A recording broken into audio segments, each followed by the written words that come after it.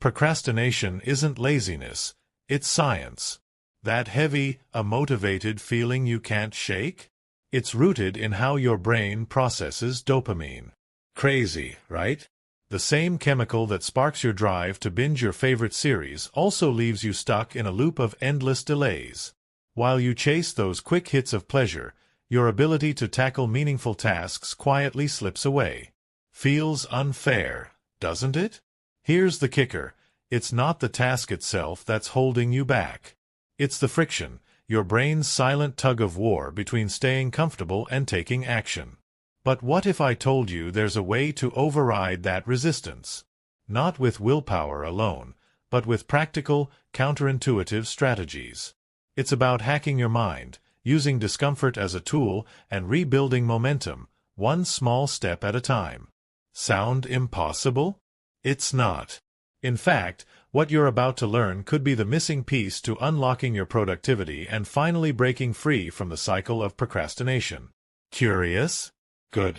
Let's dive in and start rewriting the rules. Dopamine, that sneaky chemical in your brain, is both your cheerleader and your biggest distraction. When its levels plummet after a high peak, like binge-watching your favorite series, it's no wonder you feel motivated to get back to tasks. Imagine this like a roller coaster. The steeper the drop, the harder it is to climb back up. To bounce back, you need to recognize this pattern.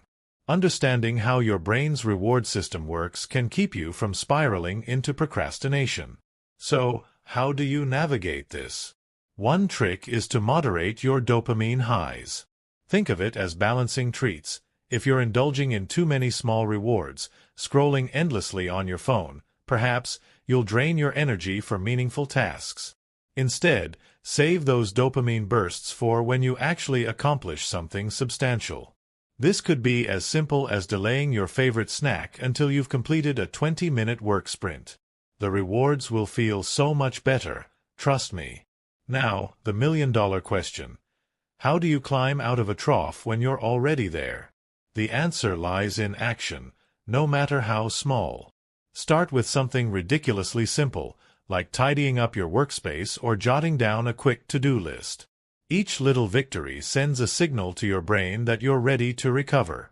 It's like flipping a mental switch that moves you toward the next topic, leveraging pain as a game changer.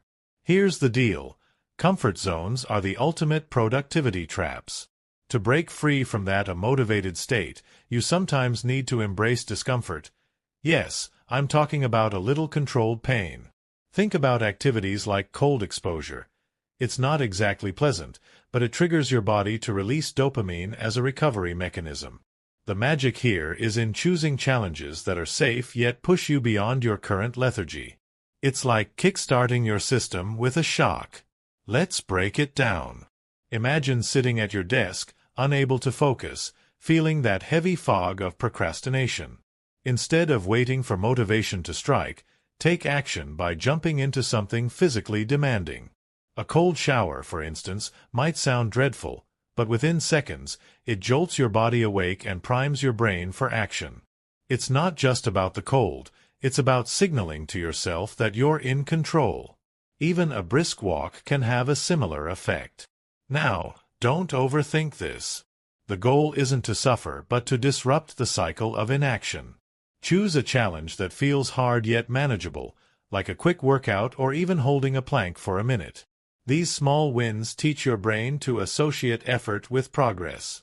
It's all about building momentum. And once that initial resistance is broken, you're better equipped to tackle what comes next, overcoming that mental tug-of-war we call limbic friction. Limbic friction, that inner tug-of-war between I should and I really don't want to, is a familiar foe. It's the mental resistance you feel when deciding whether to start that task you've been avoiding. This friction often comes from two places: lethargy, where your body craves rest, or anxiety, where the thought of starting feels overwhelming. The key is to trick your brain by introducing manageable discomfort that shifts your focus. Think of it this way: you're stuck on the couch, scrolling endlessly on your phone. Instead of trying to will yourself into work mode, disrupt the cycle with something physical. Yes, again, a cold shower or a quick set of jumping jacks. It doesn't have to be complicated. Even standing up and stretching can break the inertia. The goal is to bridge the gap between "I can't start" and "I'm already doing something." Action is the antidote to overthinking. Now, what if anxiety is the root of your friction? In that case, focus on breaking the task into tiny, bite-sized steps. For instance, instead of thinking about writing an entire report, just aim to write the first sentence. Once you're in motion, the resistance fades. It's like priming an old engine. It sputters at first, but soon it's running smoothly. With that momentum, you'll be ready to dive into actionable strategies to sustain this energy. When you're stuck in that motivated rut, the first step is deceptively simple. Just start. Not with a grand plan, but with something so small it feels silly to resist. For example, commit to 1 minute of activity. Set a timer and do a task, whether it's organizing your desk, jotting down one idea, or even stretching. That 1 minute can snowball into 10, then 30, as your brain warms up to the idea of action. For those deeply stuck, you might need a stronger push. A cold shower can be a game changer. It's uncomfortable, yes, but it's also invigorating. It forces your body to wake up and your mind to shift gears. Another option is physical movement, like a brisk walk or a quick workout. These activities aren't just about breaking procrastination. They're about telling your brain, "Hey, we're doing something now." Once you've activated that initial spark, you'll find it easier to tackle more complex tasks. The secret lies in momentum. Break your to-do list into micro-tasks. Instead of "write a report," start with "open a new document." Instead of "clean the house," start with "pick up one item." Each small win builds on the last, and before you know it, you're in flow. Momentum is addictive, and as it grows, it sets the stage for a new rhythm of productivity. And with this rhythm, you'll begin to see how all these strategies tie together into something powerful.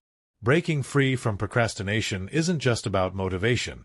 It's about understanding how your brain works and using that knowledge to your advantage. Now that you've learned how dopamine plays a role, how discomfort can drive action, and how tiny wins create unstoppable momentum, it's time to put this wisdom into practice. Imagine how much you could achieve if you stopped letting procrastination control your days and started taking charge instead. So, here's the challenge.